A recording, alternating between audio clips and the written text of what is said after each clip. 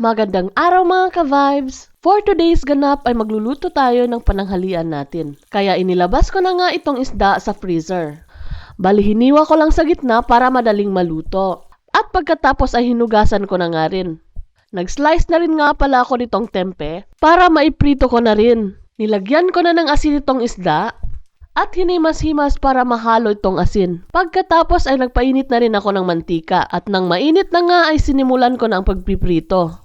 Inuna ko na itong tempe. Sobrang bilis lang kasi nitong maluto mga ka-vibes. Medyo pina-crispy ko lang ng kaunti para mas masarap. At sinunod ko na ngang prituhin itong isda. At habang nagpiprito nga nitong isda ay hinugasan ko na itong okra at konting Baguio beans. Then inarrange ko na nga sa steamer. Sunod ay in-steam ko na itong mga gulay for about 5 minutes. At nang maluto nga ay hinango ko na agad.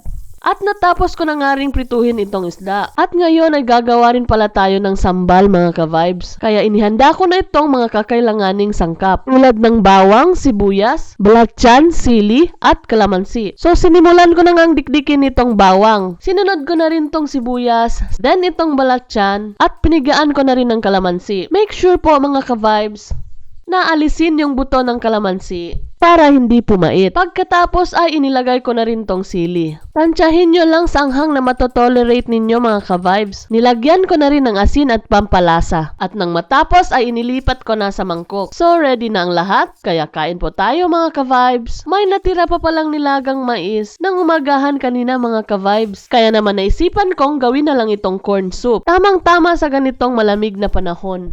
At isa-isa ko nang tinanggalan ng balat itong mais. Pagkatapos ay sinimulan ko ng gayadin. Paboritong-paborito nga pala namin itong corn soup mga ka-vibes. Kapag nga kumakain kami sa seafood restaurant, hindi talaga mawawala itong corn soup. Sobrang sarap kasi talaga mga ka-vibes. Lalong-lalo na kapag yung totoong crab yung inilagay. Nang matapos ko ngang gayadin, ay sunod ko nang inihanda itong mga kakailanganing sangkap. At dahil wala nga tayong crab ngayon, at may available tayong crab stick sa ref, kaya eto na nga lang muna ang gagamitin natin. Inalis ko na nga itong mga nakabalot na plastic at inislice ko na ng maninipis. Nagdikdik na rin pala ako dyan ng bawang, sibuyas at luya. At nang matapos ay inumpisahan ko na ngang magluto. Nagpainit na ako ng konting mantika, then nang mainit na nga ay nilagay ko na itong mga dinikdik na sangkap. At nang medyo may aroma na, ay inilagay ko na itong ginayad na mais. Ginisa-gisa ko lang saglit at nilagyan ko na ng tubig. Pagkahalo-halo ay tinakpan ko na nga para mabilis na kumulo. At nang kumulo na nga ito, ay inilagay ko na itong crab stick. Sobrang bango nito mga ka-vibes. Nakakagutom yung amoy. Nilagyan ko na rin pala nitong chicken cubes na nadurog. Nilagyan ko rin itong sesame oil. At nang magkaroon din ng special na aroma at lasa. At sinunod ko na rin ilagay itong 2 itlog. At hinalo-halo ko ng mabilis. Naglagay na rin pala ako ng paminta at asin. Then pinakuluan ko pa ng kaunti. At eto na po ang ating corn soup. Kaya kain po tayo mga ka-vibes!